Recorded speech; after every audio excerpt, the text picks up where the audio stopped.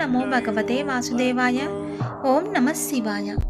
భక్త తులసీదాస్ గురించి కొన్ని విషయాలు చెప్పుకుందాం. తులసీదాస్ అంటే టక్కని మనకు గుర్తొచ్చేది ఆంజనేయ స్వామికి, శ్రీరామచంద్రుడికి మహాభక్తుడు.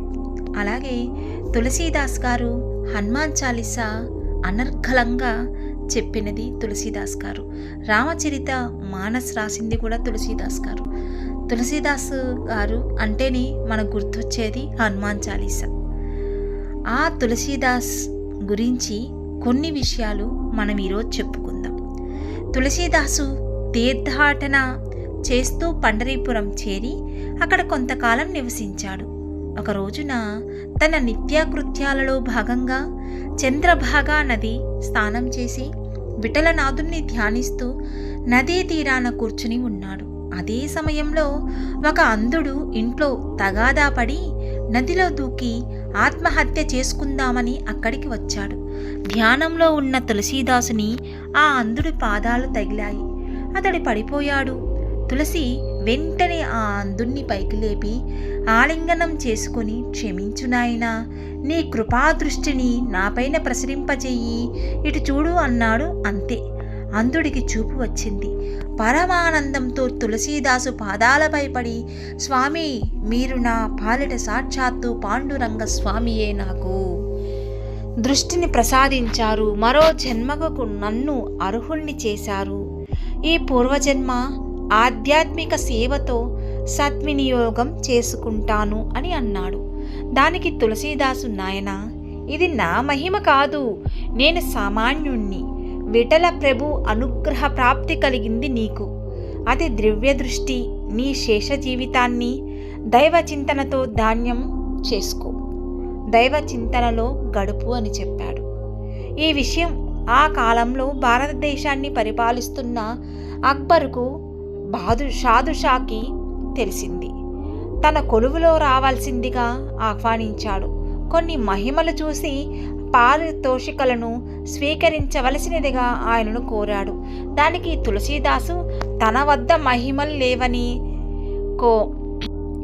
నేను నిమిత్త మాత్రుడేనని తెలియజేశాడు.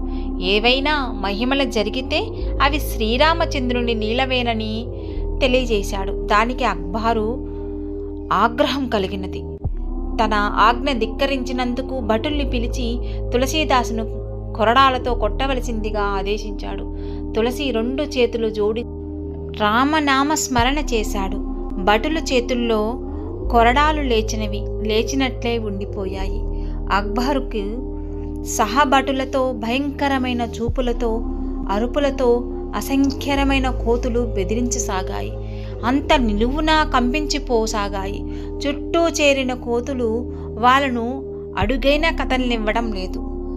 అక్బరు దిగ్భ్రాంతి చెంది దిక్కుతోచని స్థితిలో ఉండిపోయారు. తన పొరపాటు తెలుసుకున్నాడు. తులసీదాసు పాదాల మీద పడిపోయి కన్నీరు మున్నీరుగా విలపించసాగాడు. తులసికేమి అర్థం కాలేదు. కారణం అడిగితే తన దయనీయ స్థితిని వివరించాడు అక్బరు. తనకే కోతులు కనిపించడం లేదే. భక్తి ప్రవృత్తులతో హనుమను ప్రార్థించాడు. స్వామి, నాపైన ఎందుకింత నిర్దయ?